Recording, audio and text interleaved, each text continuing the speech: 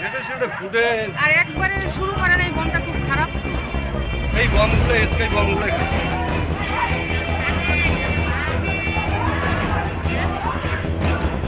ওই রাখো আর পা এই বম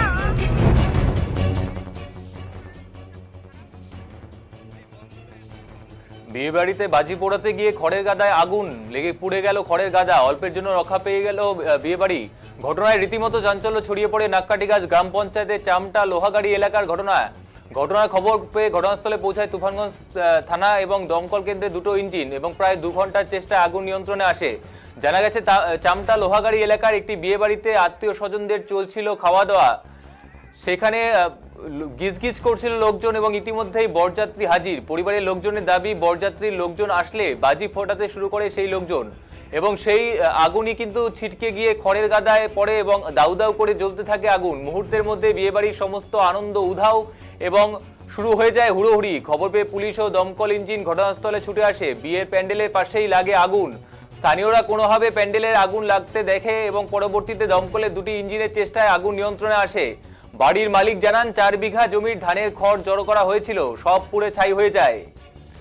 যে গুরুত্বপূর্ণ ঘটনা চোখে পড়ছে আমাদের বিয়ে বাড়িতে বাজি পোড়াতে গিয়ে খড়ের গাদায় আগুন, আর তা নিয়ে শুরু হয়েছে চাঞ্চল্য।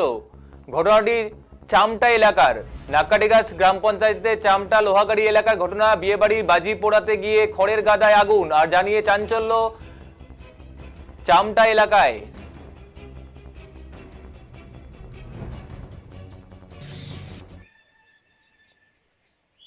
এখানটা যখন বরযাত্রীগুলো আসছিল, যখন ওই 2-1টা চকলেট যেমন ফুটায়, ওটা ফুটানোর চেষ্টা করতো, তার টোটোওয়ালা একটা ডাক আসছিল যে এখানে বোমাটা ফুটেস না, আসলে বাড়ি এসে কোনো সময় ওদেরকে দুর্ঘটনা ঘটতে পারে, এটা বলছিল।